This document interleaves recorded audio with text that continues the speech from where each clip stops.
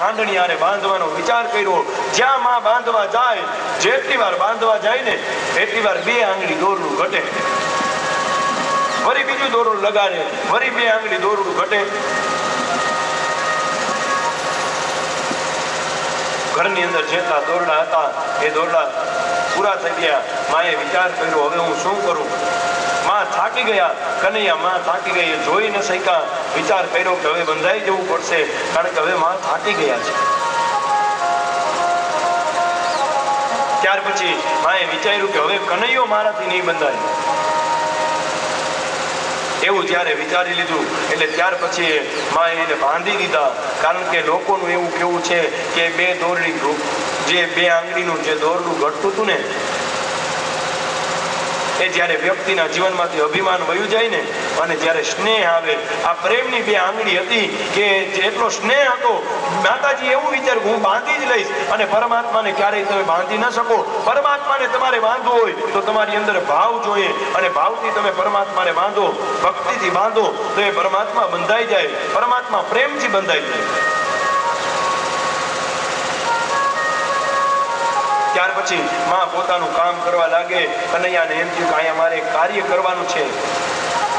એ નંદ બાબાના આંગણાની અંદર 2 યમલા અર્જુનના વૃક્ષો હતા. એ જે 2 વૃક્ષો હતા એની વચ્ચેથી કનૈયાને એમ થયું કે હું નીકળી જાઉં. જ્યાં કનૈયા નીકળવા જાય ત્યાં એ જે ખાંડણીયો હતો એ ખાંડણીયો આડો થઈ ગયો અને કનૈયાએ થોડું વધારે જોર કર્યું. એ જ્યાં વધારે જોર કરે એ જ સમયે એ જે બંને વૃક્ષો છે એ ઉપરથી જોરદારના એવી રીતના પડ્યા કે કનૈયા વચ્ચે રહી ગયા અને 2 વૃક્ષો પડી ગયા. અને 2 વૃક્ષો પડી ગયા અને એ સમયે એમાંથી 2 પુરુષ ઉત્પન્ન થયા અને ભગવાનની પ્રાર્થના કરે છે. વાણી ગુણાકથને શ્રવણો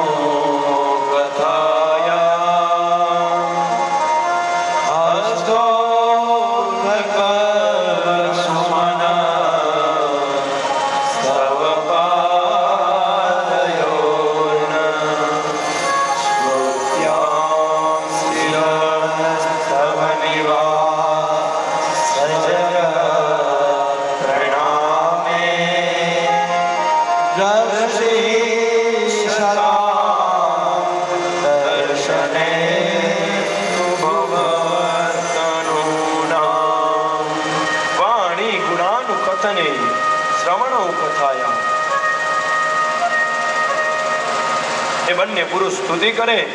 કહ્યું કે હે પરમાત્મા, અમારી જે વાણી છે એ હંમેશાને માટે તારા ગુણાનુવાદ ગાતી રહે. વાણી ગુણાનું કથને. પછી કહ્યું કે શ્રવણો કથાયામ, અમારા જે કાન છે એ હંમેશાને માટે તારી કથા શ્રવણ કરતા રહે. હસ્તો ઉચ્ચ કર્મ શું, હાથ છે એ હાથ છે ને એ તારા કામમાં, મારા હાથ તારી જ્યાં કોઈ કામ થતું હોય એ હાથ મારા એની માટે કામ લાગ્યા. કહ્યું કે મનસ્તવ પાદયોર્ન, મારું મન જે છે એ સતત ને સતત તારા જે ચરણો છે એ ચરણોનું ચિંતન કરે. હે ભગવાન, એટલી પ્રાર્થના આજે આ પ્રાર્થના કરી. દરેક વ્યક્તિઓએ આમાંથી એક ઉપદેશ લેવાનો છે કે આપણા હાથ છે ને શું કરવા એકમ, તો હવે મારે લેવું જ પડશે.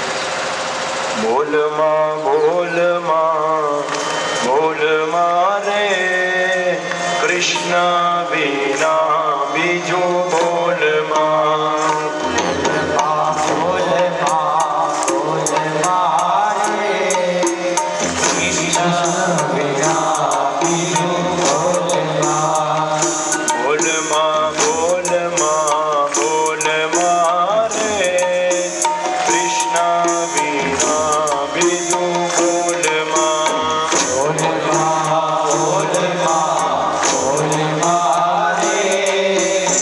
Krishna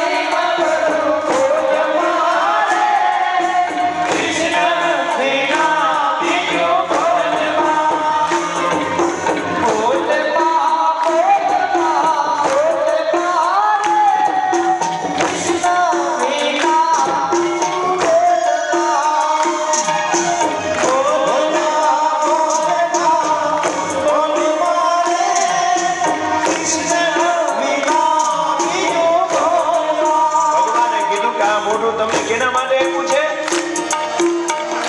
એ કે ન બોલવા માટે, કે બોલવા માટે? બોલવા માટે. કીર્તન કરો, તાળી તો ચાલુ જ રાખો. કયું પરમાત્માએ કે મોટું હરિગુણ ગાવા માટે આપ્યું છે, તારી મારી ઓટલે બેસીને પંચાયત કરવા માટે નહીં. એટલે તારા મારામાં બધું નખો, હરિના ગુણાનું વાત ગાઈ દેજો.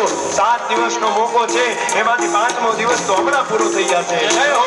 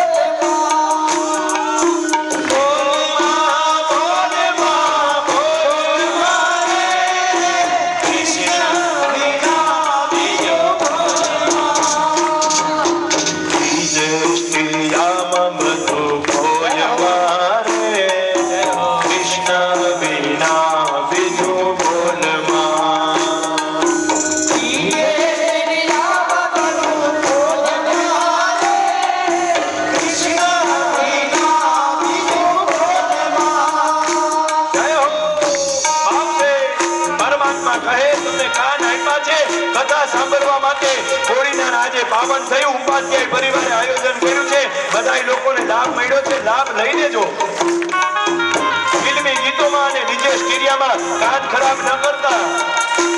જય હો.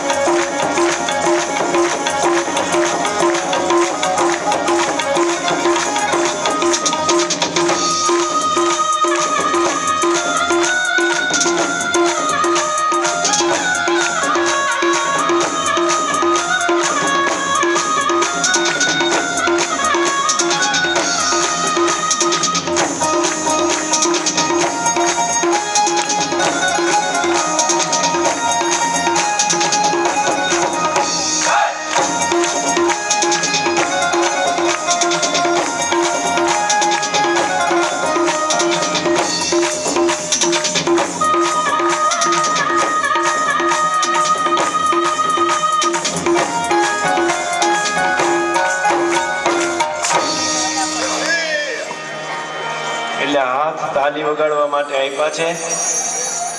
મને આમ તો જો કે કથામાં પહેલે દિવસે લઈ લેવી જોઈએ, એટલે 7 દિવસ સુધી, પણ આપણે 7 દિવસ સુધી તાલી નથી પાડી શકતા.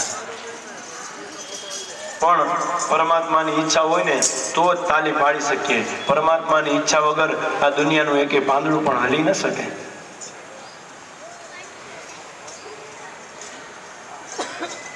આ કેમ બધું સાયલેન્ટ થઈ ગયું? વિચારે છે કે આપણે બધું કે પાણીપુરી આવી એટલે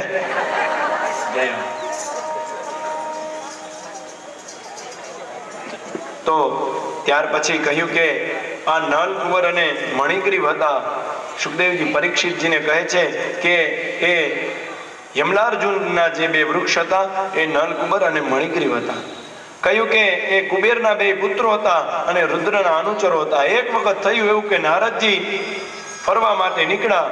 એ સમયે કૈલાસના એ રમણીય વનની અંદર, ઉપવનની અંદર જ્યાં નારદજી ત્યાંથી વિચરણ કરી રહ્યા હતા, ત્યારે આ બંને લોકો એ મદિરાનું પાન કરી અને સ્ત્રીઓ સાથે એ રતિક્રિયા કરી રહ્યા હતા.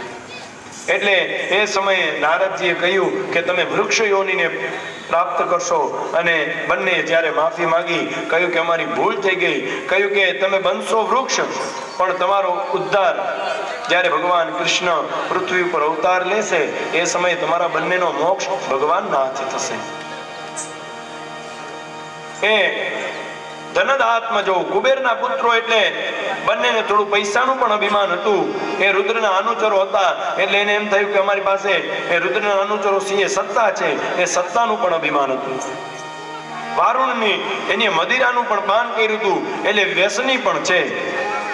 અને સ્ત્રીઓને સાથે રાખી અને એ ક્રીડા કરી રહ્યા હતા એટલે વ્યભિચારી પણ છે.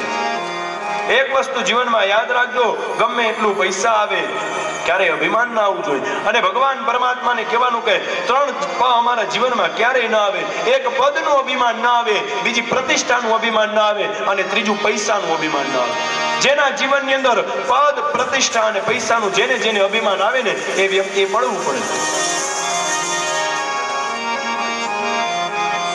ત્યાર પછી તો આ બધા ઉત્પાતો થવા લાગ્યા. એટલે બધાએ નંદજીને બધાએ ગોપ ગોવાળોએ કહ્યું કે હવે આપણે આ ગોકુળ છોડી અને એ બીજા કોઈ જગ્યાએ જતું રહેવું જોઈએ. એટલે બધા લોકોએ વિચાર કર્યો કે અહીંયા બીજી કોઈ જગ્યા તો બાજુમાં એક વૃંદાવન છે, એ વૃંદાવનમાં આપણે સૌ જઈએ. એ વૃંદાવનની અંદર જવાનું બધાએ નક્કી કર્યું. બધાએ ગાડા સુસજ્જિત કરી અને બધા વૃંદાવન તરફ ગયા છે. તો એ વૃંદાવન તરફ બધા ગોપ ગોવાળો ગયા અને નક્કી કર્યું કે હવે ત્યાં જઈને આપણે રહેશું. કારણ કે અહીંયા બધા ગોકુળની અંદર બધા ઉત્પાતો થવા લાગ્યા હતા. એટલે બધા ગોપ ગોવાળો એ વૃંદાવનની અંદર રહેવા માટે જાય. બધા જે પશુપાલન જે હતું એ બધું જ લઈને.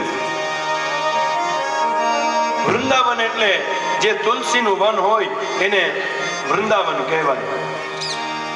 અને આ વૃંદા ઉપર તો એક આખી કથા છે, શ્રીમદ ભાગવત ની અંદર નથી વર્ણવી, પણ આપ સૌ લોકોને જ્ઞાત થાય એ માટે બ્રહ્મ વૈવર્ત પુરાણ ની અંદર આ કથા છે. કહ્યું કે આ વૃંદાવન, આ વૃંદા કોણ હતી? પેલી વાત એ કે વૃંદા એટલે તુલસી. અને બ્રહ્મ વૈવર્ત પુરાણ ની અંદર તુલસીનો ખૂબ મહાત્મ્ય સમજાવ્યું છે.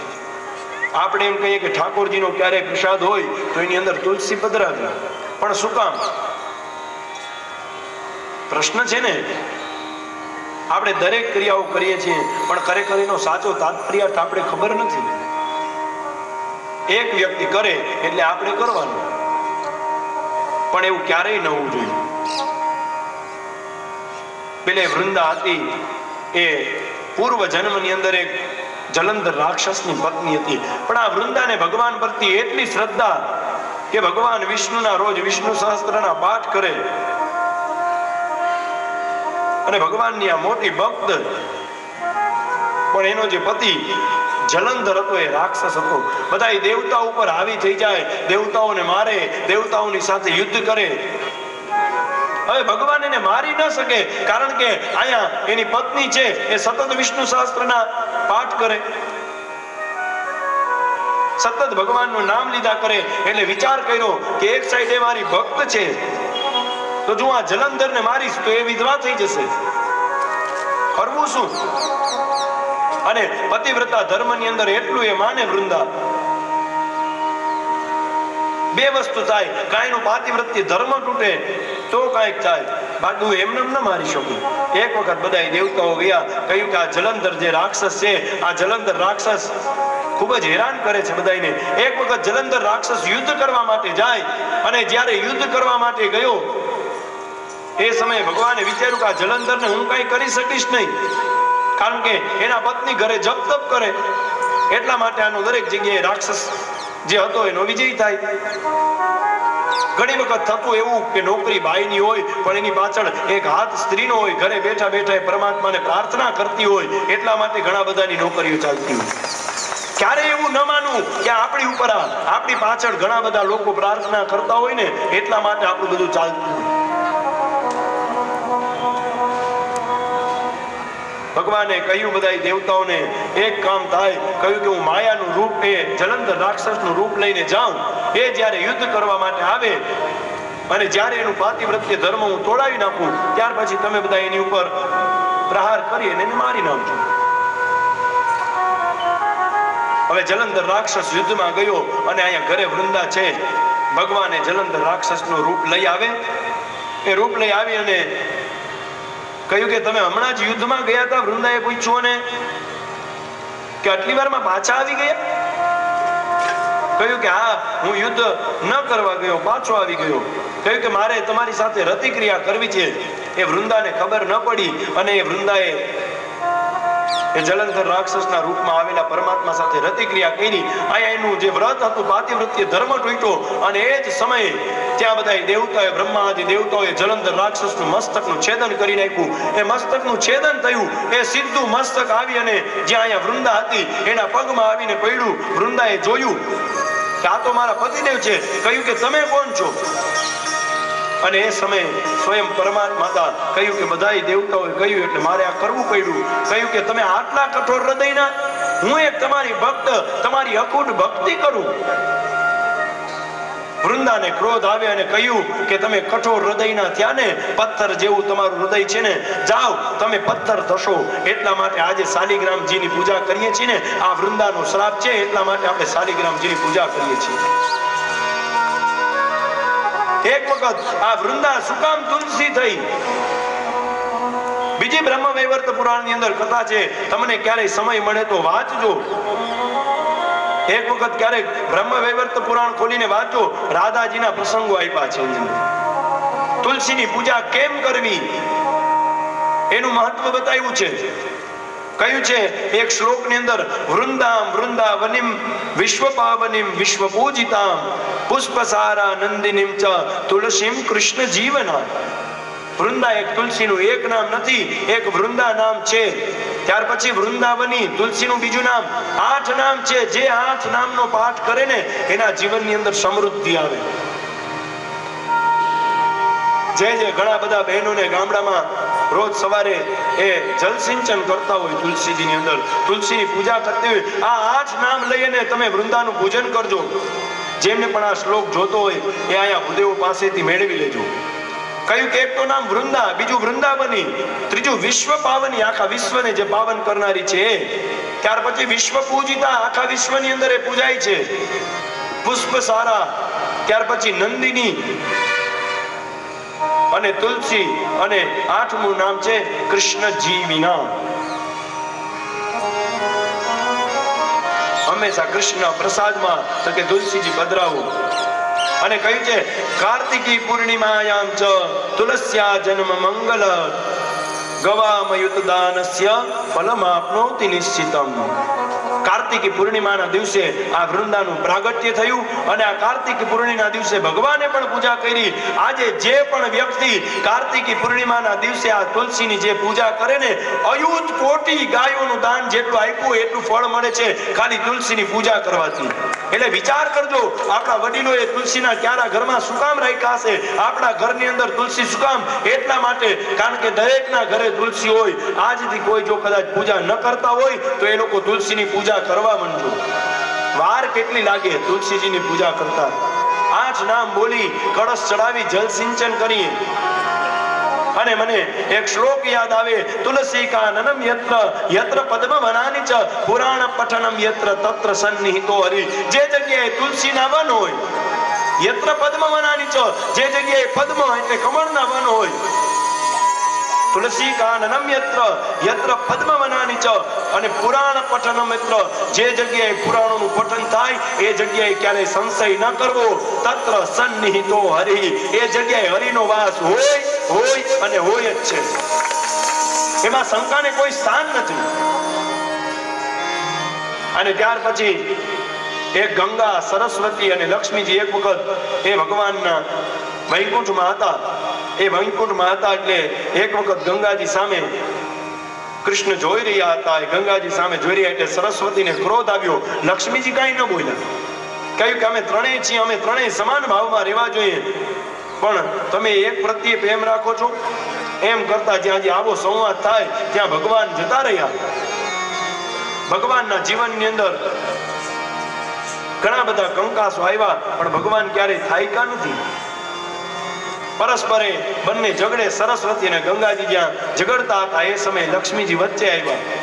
લક્ષ્મીજીએ કહ્યું કે આ સારું નથી. એ સમયે સરસ્વતીજીને ક્રોધ આવ્યો. લક્ષ્મીજીને શ્રાપ આપી દીધો છે. કહ્યું કે તમે અમને રોકો છો શું કામ? હજી જ્યાં શ્રાપ આપે એ જ સમયે કહ્યું કે તમારે લક્ષ્મીજી પૃથ્વી લોક ઉપર જવું પડશે. ત્યાર પછી તો પરસ્પર સરસ્વતીએ ગંગાને શ્રાપ આપ્યો. કહ્યું કે ગંગાજી તમારે જવું પડશે, અને તમારે તો 2 રૂપમાં જવું પડશે. તમે પણ એક વૃક્ષ પણ થાશો અને એક નદીના રૂપમાં પણ જશો. એટલે એ જે તુલસીજી છે એ વૃક્ષના રૂપમાં ગંગાજી છે. એટલે જેટલી તુલસીની પૂજા કરો એટલું ગંગાજીની પૂજાનું તમને ફળ મળે.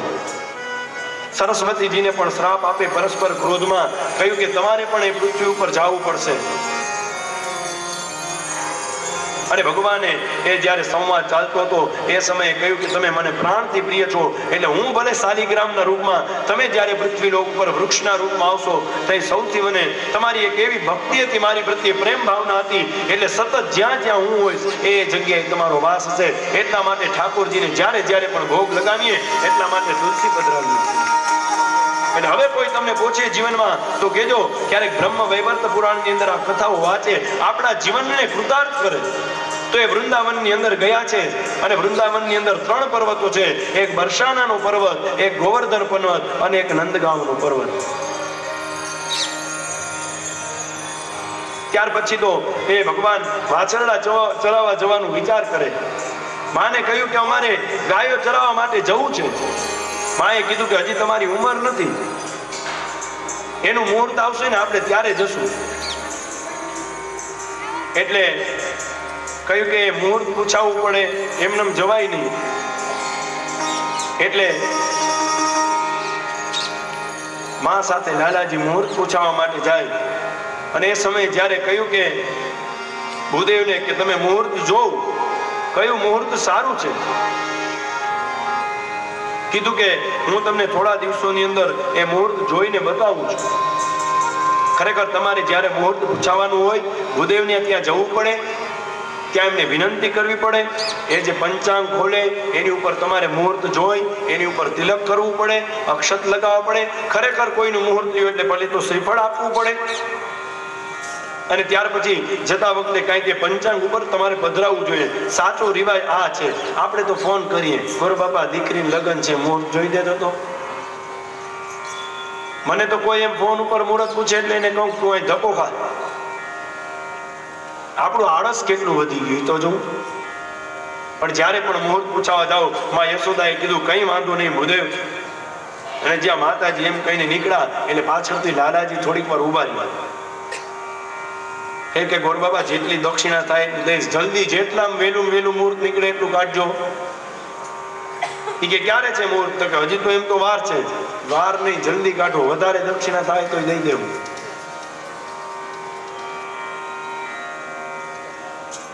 ભૂદેવને સમજાવ્યા અને ત્યાર પછી માં યશોદા આવે. કહ્યું કે આવતીકાલે જ સારું મુહૂર્ત છે અને ત્યારે એ દિવસે આખી રાત તો બધા ગોપ ગોવાળોએ જાગી ગાયોને શણગારી અને જેવી રીતના ગાયોને આપણે તૈયાર થઈએ એવી રીતના ગાયોની ખરીઓમાં એ ફૂલની માળાઓ બાંધી છે, બંને શિંગડાઓમાં એ માળાઓ બાંધી ફૂલની, અને ગાયો ચરાવવા માટે જાય છે. સવારે જ્યાં ગાયો ચરાવવા માટે જાય બધા ગોપ ગોવાળો,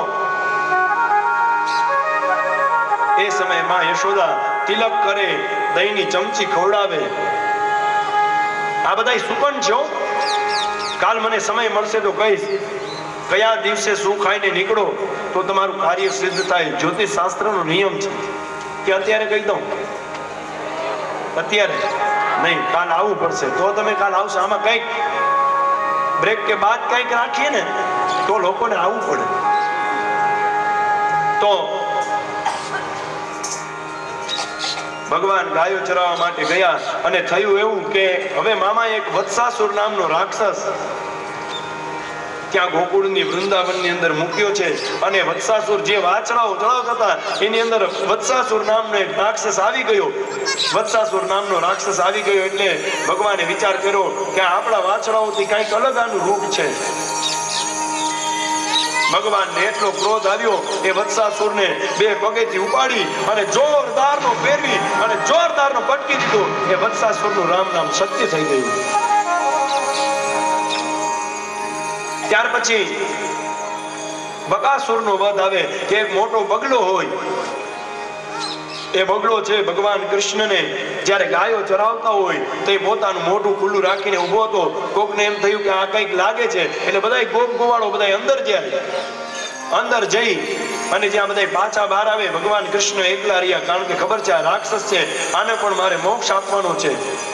બગલો જ્યાં હજી મોઢું બંધ કરવા જાય એ જ સમયે ભગવાન દોડી અને બહાર નીકળી ગયા. પછી તો એ બગલા સાથે યુદ્ધ થાય અને ભગવાને યુદ્ધ કરી એની બંને ચાંચો પકડી અને એટલી ખેંચી કે એનો વધ કરી નાખ્યો. ત્યાર પછી અઘાસુર, અઘ એટલે પાપ થાય અને અઘ એટલે બીજો અજગર થાય. એક વખત બધા ગોપ ગોવાળોએ નક્કી કર્યું કે આપણે ગાયો ચરાવવા માટે જઈએ છીએ, આવતીકાલે એવું રાખીએ કે બધાએ પોતપોતાના ઘરેથી કાંઈક ને કાંઈક લઈને આવવાનું અને આપણે વન વિહાર કરી અને ગાયો ચરાવી અને સાથે જ ભોજન લેશું. બધાએ પોતપોતાની રીતના જે કાંઈ હતું એ લઈ આવ્યા. એ લઈને આવે એટલે જે એમનો મિત્ર હતો શ્રીદામા, એને વિચાર કર્યો કે બધાએ આવતીકાલે કાંઈક ને કાંઈક લઈને જશે, પણ અમારા ઘરમાં તો કાંઈ છે નહીં. એની માને પૂછ્યું, કહ્યું કે બેટા આપણા ઘરમાં તો એવી કોઈ વાનગી નથી, આપણે તો એટલે ગરીબ છીએ. કીધું કે ખાટી છાશ છે. સિદ્ધામાએ વિચાર કર્યો કે એ લોકો જોડે હું ભોજન કરવા નહીં બેસું, હું ક્યાંક સાઈડમાં બેસી અને ખાટી છાશ પી લઈશ. એક મટકીની અંદર એ ખાટી છાશ લઈ અને બધા લોકો ગાયો ચરાવવા માટે જાય. જ્યાં ગાયો ચરાવવા માટે ગયા, આખો દિવસ ગાયો ચરાવી. એક જગ્યાએ એક મોટો અજગર પોતાનું એ અઘાસુરના રૂપમાં પોતાનું મોઢું ખોલીને બેઠો હતો. એ જ્યાં મોઢું ખોલી અને બેઠો એટલે બધા ગોપ ગોવાળોને એમ થયું કે આ કોઈ મોટી ગુફા છે. એ ગાયો ચરાવતા ચરાવતા વિચાર કર્યો કે આપણે અંદર જઈ આવી. એના મોટા મોટા દાંત હતા એટલે એમ થયું કે આ મોટા મોટા કોઈ પર્વત હશે. બધા ગોપ ગોવાળોએ અંદર પ્રવેશ કર્યો. એટલી બધી ગંધ મારે બધા ગોપ ગોવાળો બહાર આવી ગયા અને અંતે ભગવાન કૃષ્ણ છેલ્લે એક રહ્યા એટલે અઘાસુરને ખબર પડી ગઈ આ કનૈયો એકલો છે. જ્યાં પોતાનું મોઢું બંધ કર્યું, મોઢું બંધ કરી અને વિચાર કરે કે હમણાં હું ભગવાનને ગળી દઉં. એ સમયે ભગવાને વિરાટ નાનકડું જે સ્વરૂપ હતું એમાંથી પોતાનું વિરાટ સ્વરૂપ કર્યું. જ્યાં મોટું સ્વરૂપ થયું એટલે એના શ્વાસોશ્વાસ રૂંધાવા રાખ્યા અને બ્રહ્મરંધ્રમાંથી એનો પણ જીવ ગયો અને એનો જીવ ગયો એનું પણ રામ નામ સત્ય થઈ ગયું.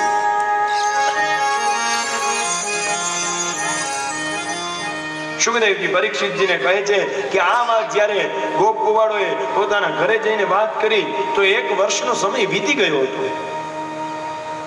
હવે આ 1 વર્ષનો સમય જે વીતી ગયો એ 1 વર્ષનો સમય શું કામ વીત્યો? કારણ કે પછી તો સાંજે ગોપ ગોવાળો ગાયો ચરાવી અને ઘરે જાય. કહ્યું કે ના. પછી થયું એવું કે આ ઘટના જોઈ અને ત્યાર પછી બધા લોકો એકી સાથે ભોજન કરવા માટે બેસે. હવે એ ભોજન કરવા માટે બેસે એટલે ભગવાન કૃષ્ણ વચ્ચે બેઠા, આજુબાજુ બધા મિત્રો બેઠા છે. ભગવાન જે લોકો પોતાના ઘરેથી બધું લઈ આવ્યા હતા એ બધું લઈ આવ્યા હતા.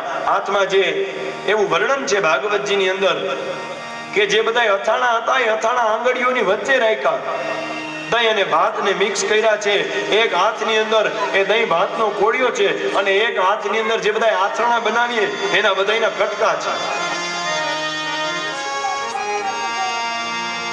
એટલે વિચાર કર્યો કે હવે આ જે અથાણાના જે કટકા છે એથી ખાવાનો વિચાર કરે. બધા જે ગોપ બાળકો સાથે મળી અને ભગવાન કૃષ્ણ ખાતા હોય, વિચાર કર્યો. ભગવાને જોયું કે હજી આમાં કોક બાકી છે. દૂર જોયું તો ખબર પડી કે આ તો શ્રીદામા છે. બધા ગોપ બાળકોને પૂછ્યું, કહ્યું એમ કે એ કેમ નથી આવ્યો? કહ્યું કે કનૈયા એની એવું કીધું કે મારી પાસે ખાટી છાશ સિવાય કઈ નથી, એટલે હું દૂર બેસી અને હું આ છાશ પી લઉં છું. અને એ સમયે શ્રીદામાને બોલાવે કનૈયો, હે શ્રીદામા તું અહીંયા આવ. વિચાર કર્યો કે જો કનૈયો મને બોલાવશે, આ ખાટી છાશ પીવડાવીશ તો એ બીમાર પડશે. એટલે જ્યાં હજી કનૈયો દોડતો ઊભો થઈને આવે ને એ સમયે જે સુદામા હોય એ મટકીમાંથી પોતે છાશ પીએ અને જે છાશ જલ્દી પીવા માટે જાય તો અહીંયાથી છાશ પડવા લાગી. એટલામાં જ ભગવાન કૃષ્ણ ત્યાં હાથ રાખી અને એ મિત્રની એથી છાશ પીધી છે. અને જ્યાં આ દ્રશ્ય જોયું, વિચારજો મિત્રતા કેવી. એ છાશ પીએ એ સમયે બ્રહ્માજીની દ્રષ્ટિ પડી કે ઓહો, આ કઈ પરમાત્મા હોય કોકની એથી છાશ પીવે? બ્રહ્માજીને અભિમાન આવ્યું. વિચાર કર્યો કે જો આ ભગવાનનું સ્વરૂપ હશે, મારે પરીક્ષા કરવી છે. એટલે જ્યાં એ દ્રશ્ય જોઈ ત્યાં તો દૂર જે વાછડા ચરતા હતા એ બધા જ વાછડાઓને બ્રહ્મલોકની અંદર બ્રહ્માજી લઈ ગયા. અને જ્યાં જે ગાયો બધાએ જોઈ નહીં વાછરડાઓને, એટલે બધા કહે ગોપ ગોવાળો, કનૈયા આપણી જે વાછરડાઓ હતા એ જતા રહ્યા. કનૈયાએ કીધું તમે બધા ભોજન લ્યો, હું જોઈને આવું છું. જ્યાં ભગવાન કૃષ્ણ એ વાછરડાઓને જોવા માટે જાય ત્યાં અહીંથી બધા જે ગોપ બાળકો હતા એને બ્રહ્માજી લીલા કરી અને બ્રહ્મલોકમાં લઈ ગયા. ભગવાને વિચાર્યું બ્રહ્માએ કે હવે હું જોઉં છું કે આ જો જગતપતિ હોય તો એ શું કરે છે. ભગવાને ધ્યાન લગાવી અને જોયું તો ખબર પડી ગઈ કે આ તો કામ બ્રહ્માજીનું છે. બ્રહ્માજીને અભિમાન આવ્યું છે, પણ જ્યારે ભક્તને અભિમાન આવે ત્યાં ભગવાન ઉતારે. જેટલા જે વાછરડાઓ હતા એ બધા વાછરડાઓનું રૂપ પરમાત્માએ લીધું અને જે બધા ગોપ ગોવાળો હતા એનું રૂપ પણ પરમાત્માએ લીધું છે.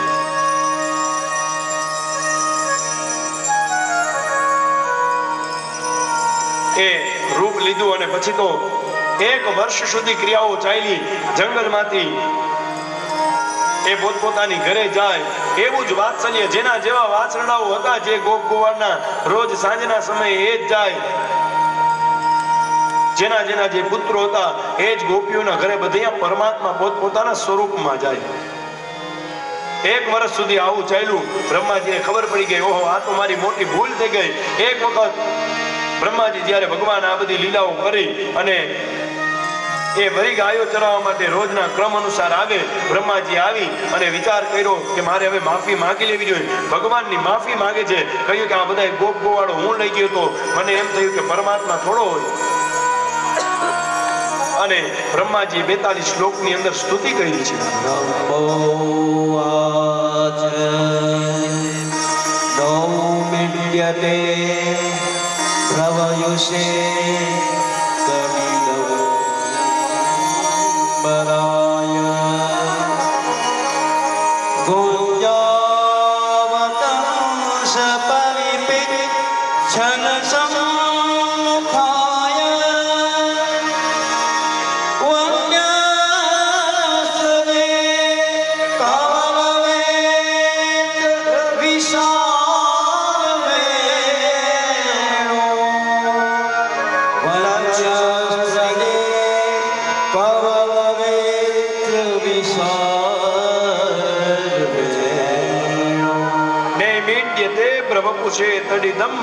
હે પરમાત્મા, દુનિયાની અંદર જો કોઈ સ્તુતિ યોગ્ય કરવા યોગ્ય હોય તો આપ એક જ છો.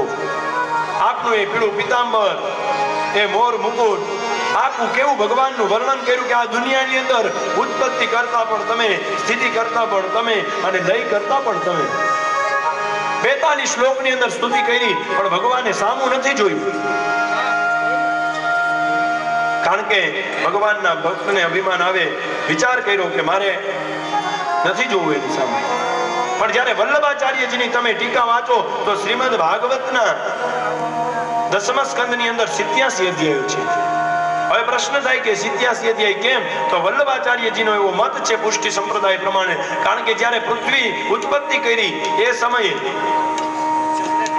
બ્રહ્માજીએ કહ્યું તો આ પૃથ્વી હું કરું, પણ એમાં ક્યાંય હું મોહાવ નહીં અને ક્યારે મને મારી બનાવેલી આ જે સૃષ્ટિ છે એની ઉપર શંકા ન થાય. એટલે વલ્લભાચાર્યજી કહે તો એ ભગવાને જો વરદાન આપ્યું હોય તો 10મા સ્કંદની અંદર આ લીલા ઉચિત નથી. એટલે 87 અધ્યાય વલ્લભાચાર્યજીની જે ટીકા છે એની અંદર 87 અધ્યાય છે. અને જ્યારે આપણે બીજી કોઈ ટીકા લઈએ એટલે એની અંદર 90 અધ્યાયનો 10મો સ્કંદ બતાવવામાં આવ્યો છે. એની અંદર 3 અધ્યાયો નથી, બ્રહ્માજીનો મોહ અને એનો નાશ. અને ત્યાર પછી તો જ્યારે દરેક લોકોની એક વિવિધ અવસ્થાઓ હોય, 1 થી 5 વર્ષનો જ્યારે બાળક હોય ત્યારે એની બાલ્ય અવસ્થા હોય, 6 થી 10 વર્ષનો હોય તો એની પૌગંડ અવસ્થા હોય, ત્યાર પછી 11 થી 15 વર્ષનો જ્યારે બાળક હોય ત્યારે એની કિશોર અવસ્થા હોય, 16 થી 21 વર્ષનો હોય એટલે એની કુમાર અવસ્થા થાય અને 21 થી પછી એની યુવા અવસ્થા ચાલુ થાય છે. હવે ભગવાન ધીરે ધીરે મોટા થયા એટલે ભગવાન યુવાન થયા છે. અને ભગવાન ગાયો ચરાવવા માટે જાય એટલે ગો એટલે ઇન્દ્રિય અને પાલ, ભગવાનનું એક નામ ગોપાલ છે કારણ કે ગાયોની રક્ષા તો કરતા.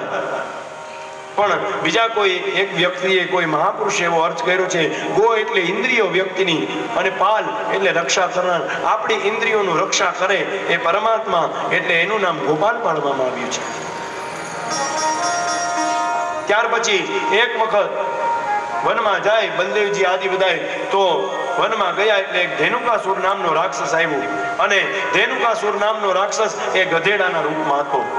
એ આખા વનની અંદર જેટલા ફળ હોય એ રાક્ષસ કોઈ ફળ લેવા આવે તો એટલો હેરાન કરે કે ન પોતે ખાય કે ન કોઈને ખાવા દે. આ સમાજની અંદર જ્યારે કોઈ એવો વ્યક્તિ દેખાય કે આ પોતે ખાતોય નથી અને ખાવા દેતોય નથી એટલે સમજવું કે આ ધેનુકાસુર છે.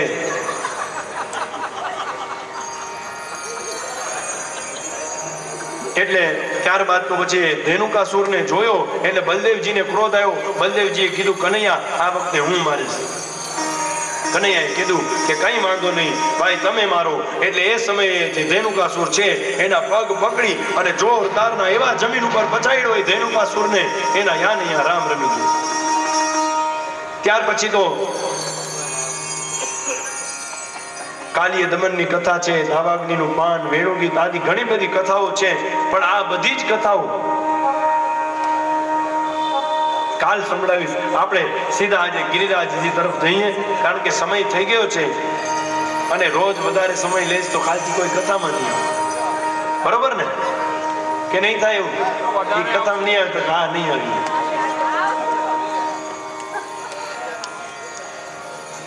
એક વખત બન્યું એવું કે નંદ બાબાએ વિચાર કર્યો કે મોટો એક યજ્ઞ કરવો છે અને યજ્ઞ કરી અને ઇન્દ્રને રાજી કરવો છે.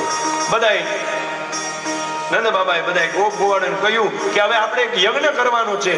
કારણ કે દર વર્ષે આપણે ઇન્દ્રનો યજ્ઞ કરીએ છીએ, એને 56 ભોગ ધરીએ છીએ ઇન્દ્રને.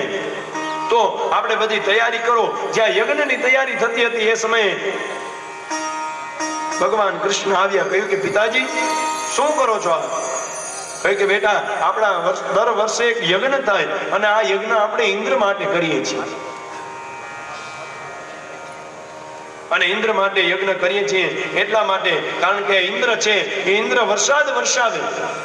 ઇન્દ્ર વરસાદ વરસાવે એ વરસાદથી ખેતી કરીએ અને આ કૃષિ બધી થાય એનાથી આપણે બધું અન્ન ખાઈએ.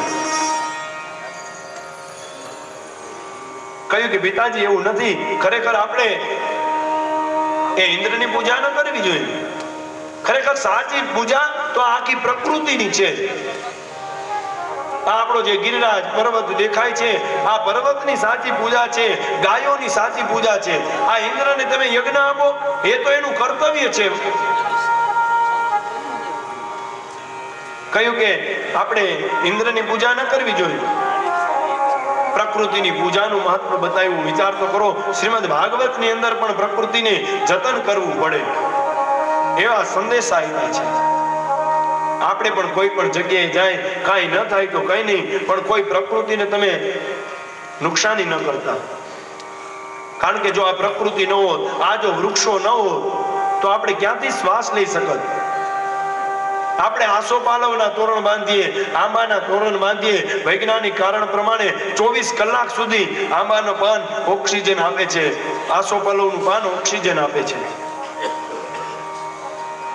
કારણ કે એટલા માટે કોઈ કથામાં કે બાંધવામાં આવે તોરણ કે ત્યાં ઝાઝા બધા લોકો ભેગા થયા હોય એટલે ઓક્સિજનની વધારે જરૂર પડે.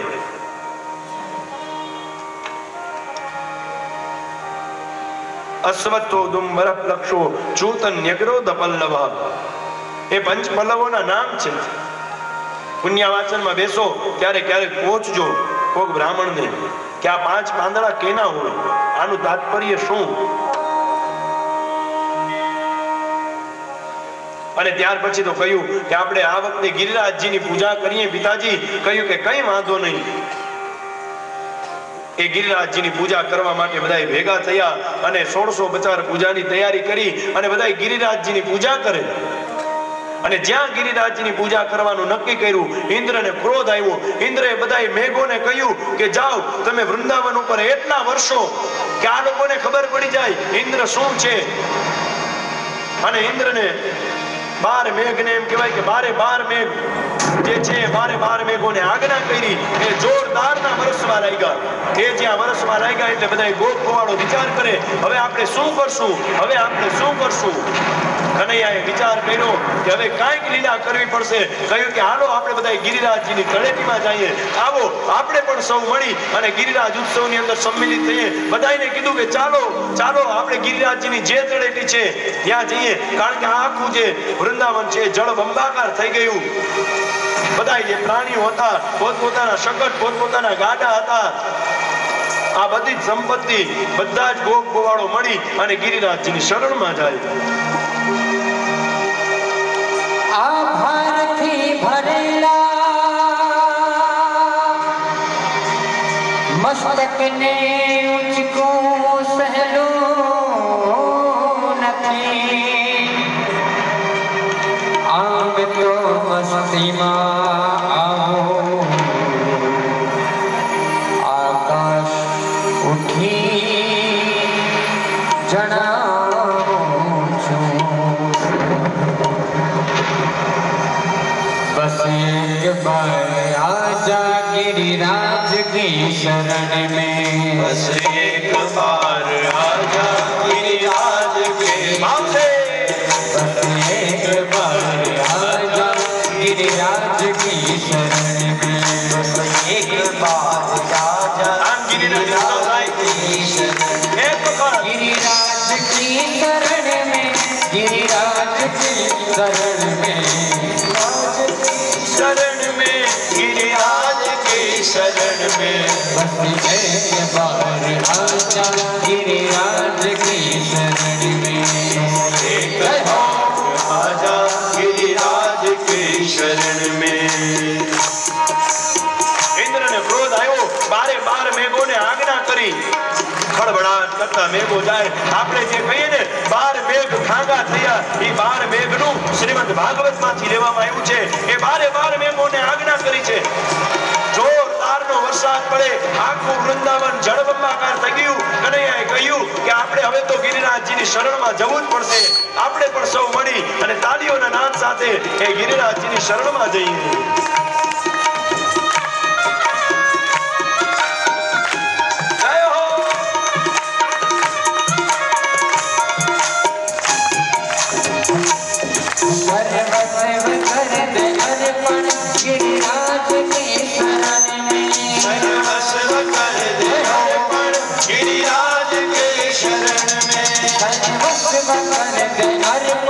गिरिराज की शरण में, सर्वस्व कर दे अर्पण गिरिराज के शरण में, जीवन की डोर सौंप दे उनके हाथ में, जीवन की डोर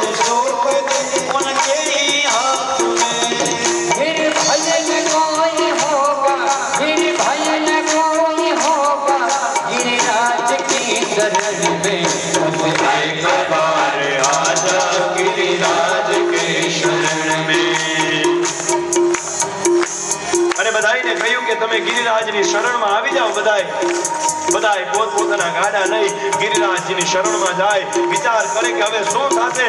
બધાએ કનૈયાને પ્રાર્થના કરી, કનૈયા કાંઈક કર, નકર આપણે બધા પણ જતા રહેશું।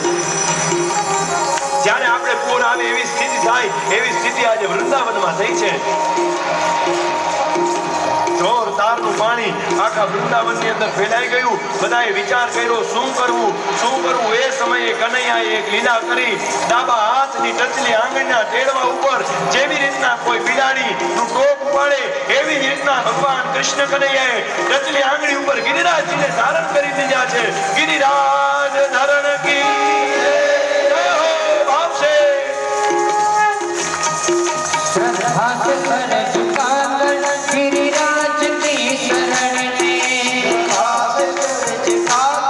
गिरिराज की शरण में, श्रद्धा से सर झुकाकर गिरिराज की शरण में, श्रद्धा से सर झुकाकर गिरिराज की शरण में, विश्वास अटल रखना गिरिराज की शरण में, विश्वास अटल रखना गिरिराज की शरण में, निर्मल हृदय रहेगा, निर्मल हृदय रहेगा गिरिराज की शरण में।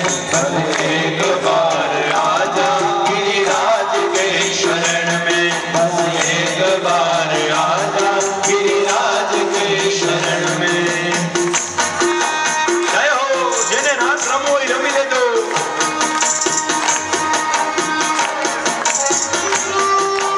अरे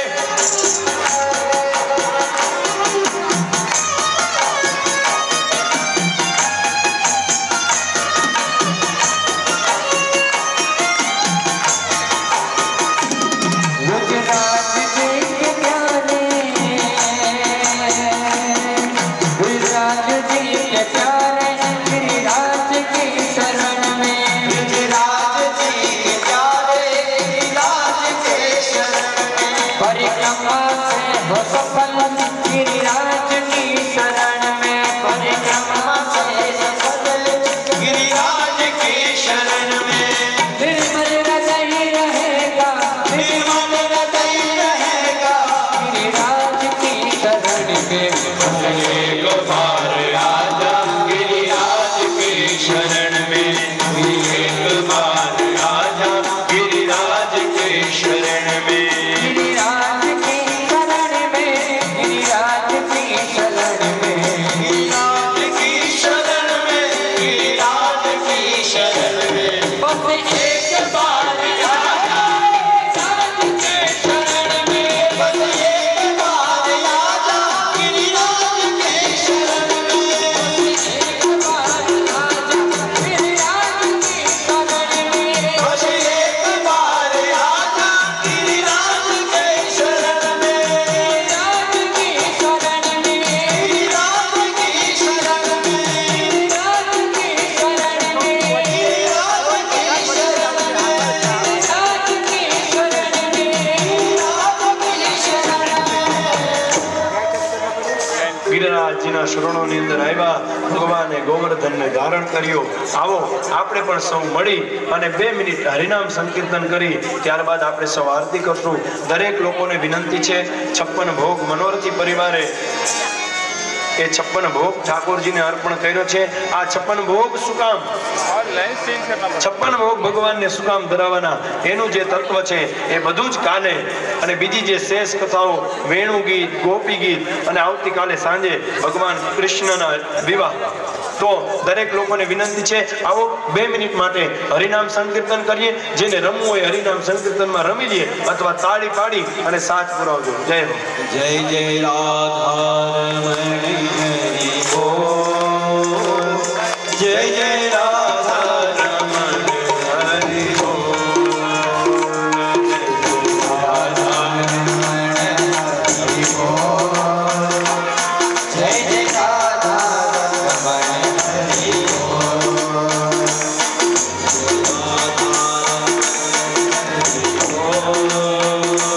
जय जय राधारमण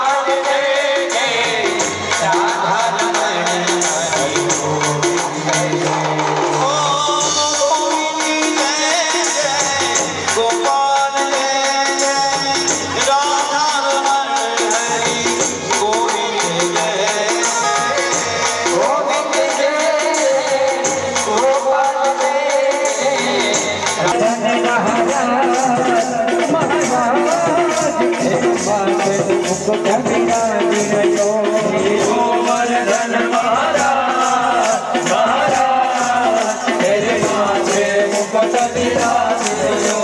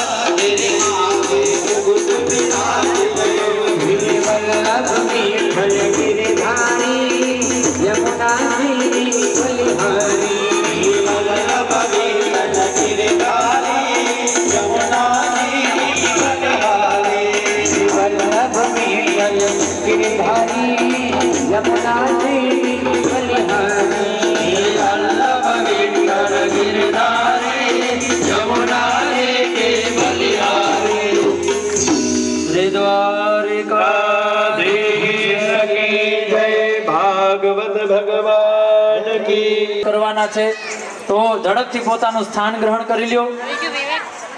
ત્યારબાદ આપણે હજી ગિરિરાજજીની આરતી પણ બાકી છે, હજી અહીંયા દીવાઓ જે રાખ્યા છે એમની આરતી પણ બાકી છે, એટલે સરસ મજાનું હજી આયોજન બાકી છે। તમે સ્વસ્થાન બેસી જાઓ। ધ્યાનાય અમુદાનાય ઓમ સર્વાંગુલિ વિસમાનાય સ્વાહા ચતુર્વારં જલં ચિપેદં પ્રભાભૂષાણં પ્રભવે ઓમ મુદ્રાભૂષાણં ઓમ હસ્તવૃક્ષાલનં ઓમ મુખવૃક્ષાલનં કામોજાચમનીયજનં સગર્ભયા આરકે હરે અદ્વિતિ ચરણ ચપિશ્રી કન્વાની કૃષ્ણ પુરાણી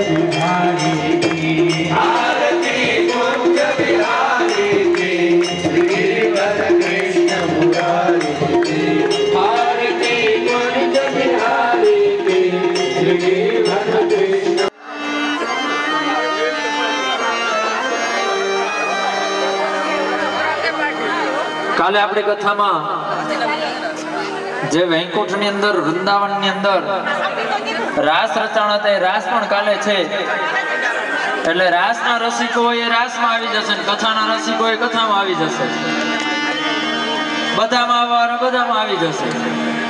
એટલે કાલે સવારે 9 થી 12